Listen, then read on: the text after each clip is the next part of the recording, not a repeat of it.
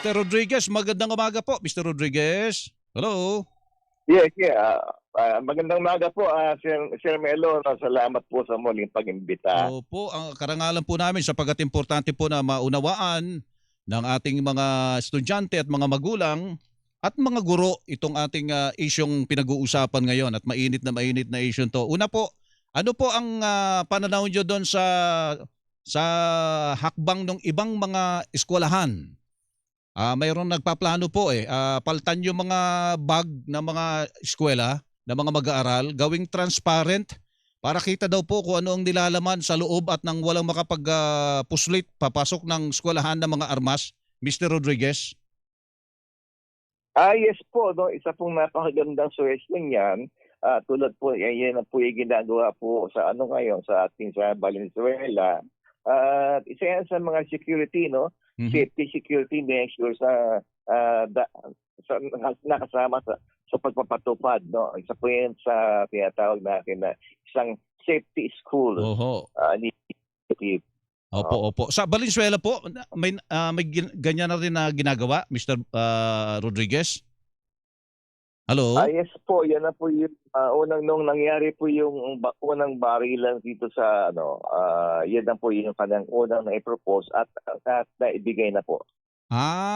Okay. So hindi pala 'to bago pero magandang panukala po 'yan, magandang hakbang po 'yan. So wala kayong tutol diyan. Ang sabi naman ng iba, baka daw 'yan ay dagdag gastos. Anong pananaw niyo doon, Mr. Rodriguez? Kasi bibili ng panibago, hindi na pwede yung dati lang na hindi nakikita yung loob. Yung mga opaque, kung tawagin, hindi kita yung loob. Ito, transparent talaga ito, Mr. Rodriguez.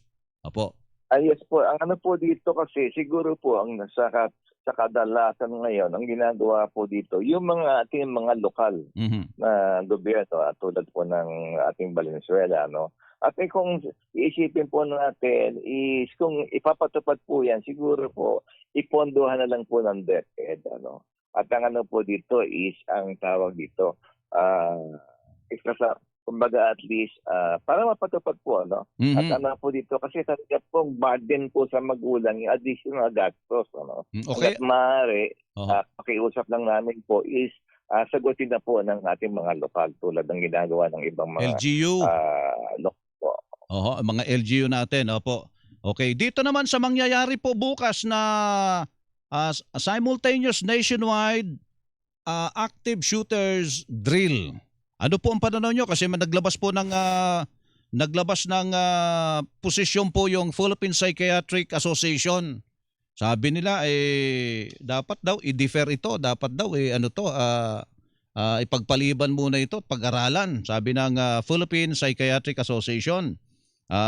Dito po sa Nationwide Simultaneous School Safety Drill for Active Attack Incidents sapagkat wala daw pong mga ebidensya na nakapagpapatunay na itong mga simulation na ganito ay nakapagbabawas talaga ng casualties at nagpiprevent ng mga insidenteng katulad nito. Meron silang mga binabanggit dito, yung research ng National Academies of Science, Engineering and Medicine.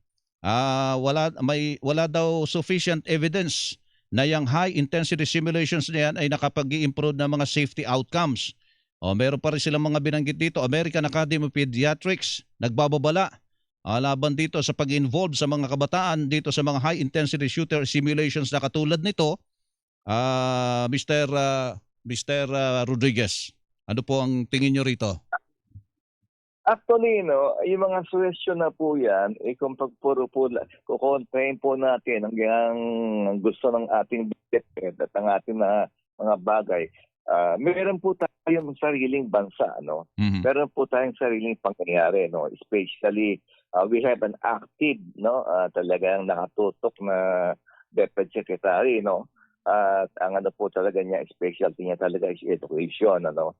At sa mga pangyayari rin pong ito, ang DepEd po naman, hindi po nagpapabaya. Automatic, gumagawa po sila ng kanilang tawag dito na paraan, ano? Kung sa pangyayari ngayon na sunod-sunod, siguro po lahat po dapat subukan. At ang ano po dito nung nakaraan po kasi no, yung School Safety Act no,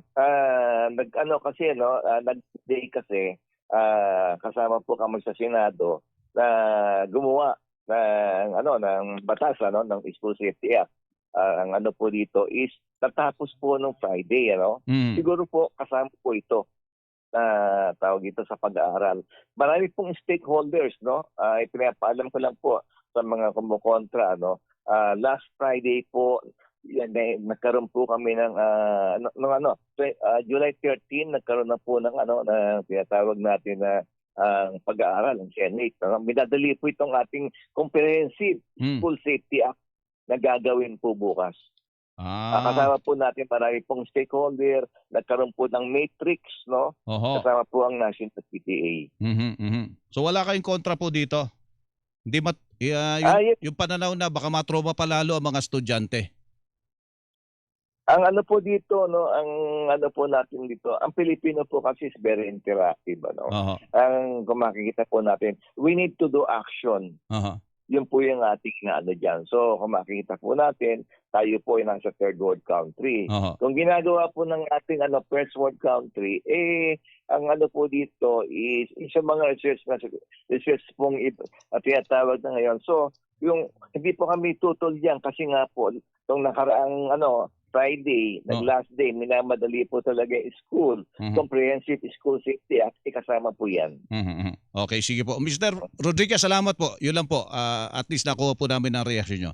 Good morning po sa inyo. Maraming po salamat, Sir Melo, sa muli pong ulitin. Opo. Si Mr. Good Willie, morning. good morning po. Mr. Willie Rodriguez, Presidente ng National Parent Teachers Association of the Philippines.